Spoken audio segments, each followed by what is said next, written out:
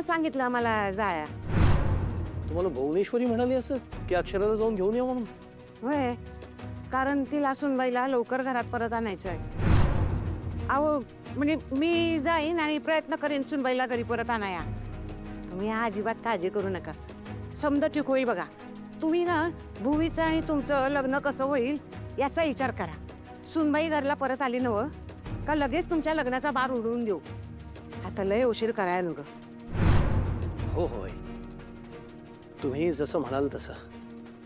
त्याचं काय, सुनबाई घरला परत येत नाही म्हणल्यावर तुम्ही लय काळजीत दिसलं मला, म्हणून म्हणलं मी तिला आणायला जाते, तुम्हाला सांगावं म्हणजे तुमची काळजी तरी मिटल. कधी जाणार आहात तुम्ही? उद्या सकाळ सकाळच्याला जाणार आहे. बस आता एकच मागणं आहे, आई अंबाबाईनं आपलं मागणं ऐकावं आणि सुनबाईला माझ्यासोबत उद्या घरला पाठवावं. मी आलंच, लय तयारी करायची. अंघोळ करून आला आणि तिथेच टाकला टॉवेलाचा ओला ओला बोळा. गणिताच्या पेपराचे कालच मार्क कळले, एकूण 100 पैकी मिळाले 16. हे 4 आहेत. काय बी कामाला नाही.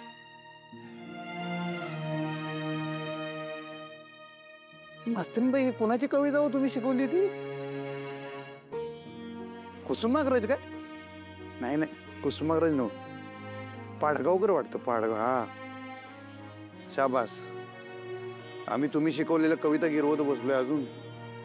तुम्ही आम्हाला धाडा शिकवून गेला. शाबास, चांगला आहे. कुठला घालावा? येऊ घालू काय? येऊ चुरगाळलाय. कुठला घालावा काहीच कळत नाही हो.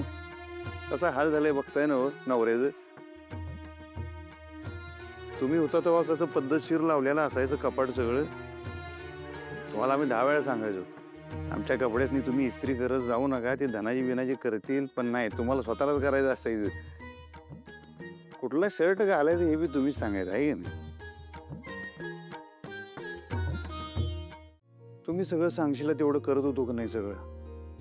हा, तुम्ही मला शिका, आम्ही शिकलो. तुम्ही मला महिलांना रोजगार, तिकडं कारखान्यामध्ये धडाधड सगळ्या बायकांना नोकरीला लावलं तुम्ही म्हणल्या. सगळं करत होतो, आता बी करू. तुम्ही या तर. काय जाऊ दे, एकट्यातच बडबडतोय. तुम्ही होता त्यामुळे आयुष्याला शिस्त होती. आता बघा सगळा खेळ झालाय. हे कपड्यांवानी चुरगाळलेलं आयुष्य झालंय आमचं. तुम्ही परत या, परत या. आमच्या आयुष्याला शिस्त लावा मास्तरीनबाई. आता ह्याच्यापेक्षा जास्ती काही सहन होणार नाही आम्हाला. काय अर्थ राहिलेला नाही आमच्या जगण्याला. तरी आम्ही पॉझिटिव्ह आहे, तुम्ही म्हणताय तसं. आम्ही विश्वास ठेवतो तुम्ही येशील म्हणून. आम्ही आहे पॉझिटिव्ह नाही. ते काय म्हणतात तसं, मोडून पडला संसार तरी मोडला नाही काना. तुम्ही शिकवले ना. हे कोण हो? हा, हे कुसुमाग्रज. हे कुसुमाग्रज.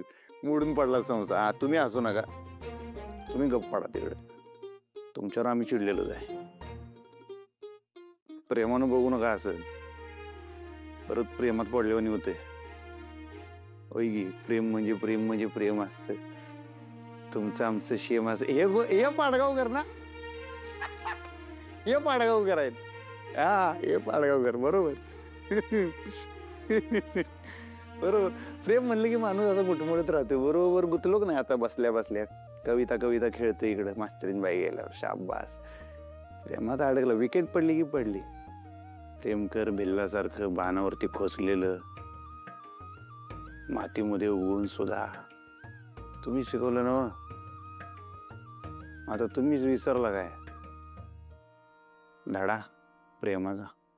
नाही ना, म्हणजे काही प्रॉब्लेम झालेला नाही. हाच मोठा प्रॉब्लेम झालाय बघ, त्याचाच विचार करतोय मी. म्हणजे मला सांग अक्षरा, म्हणजे काल एवढी मोठी घटना घडली, तुला भुवनेश्वरी मॅडमचा काही फोन नाही आला? नाही, तुम्हाला आला का? नाही ना, मलाही नाही आला. एरवी म्हणजे एवढंच जरी काय झालं तरी ताबडतोब शाळेत ना त्या मला फोन करतात. यावेळेला काहीच नाही. त्याचीच काळजी वाटते बघ मला. नाही नाही, काळजी नका करू सर. अधिपती आहेत आपल्याबरोबर, ते सगळं व्यवस्थित हँडल करत असतील.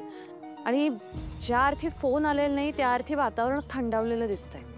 हां, तुझंही म्हणणं पटतंय मला. कारण काय की मॅडम एवढ्या शांत बसणार नाहीत. त्यांनी लगेच काहीतरी ॲक्शन घेतली असती. असो, मी आपला उगाचाच विचार करत राहिलोय. नाही सर, साहजिक आहे तुमचं, पण अधिपती नेहमीच आपल्या बाजूने असतात. नेहमीच ते शाळेसाठी स्टँड घेतात आणि आजही तेच केलंय त्यांनी. ते आपल्याबरोबर आहेत, त्यामुळे काळजीचं काहीही कारण नाहीये. तुम्ही घाबरू नका. आता आपण मुलांच्या परीक्षा जवळ आल्या तर त्यांचं पोर्शन पूर्ण करण्यावर आणि त्यांच्या परीक्षेवर फोकस करूया फक्त. बरोबर आहे तुझं. काय झालं सांग ना बाळा, तू कुठे आहेस? म्हणजे घरी आहेस की बाहेर आहेस? बाबा? शाळेत आहे मी. काय झालं?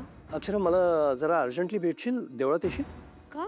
म्हणजे काही काम होतं का? अक्षरा ऐक ना, फोनवरती नको, मी भेटून तुझ्याशी बोलतो. येशील प्लीज? बाबा सॉरी, पण एक विचारू का? हा, विचार ना, विचार ना. तुम्ही मला भेटायला येताना त्या दिवशी सारखं काही प्लॅन करताय का? म्हणजे अधिपती जर येणार असतील तर मला तसं सांगा प्लीज. नाही नाही अक्षरा, खरंच तसं काही नाहीये. मी खरंच सांगतोय, मला तुझ्याशी महत्वाचं बोलायचं आहे. तू ये ना अर्जंटली प्लीज, देवळात ये. ठीक आहे, मी येते. बाय. ओके.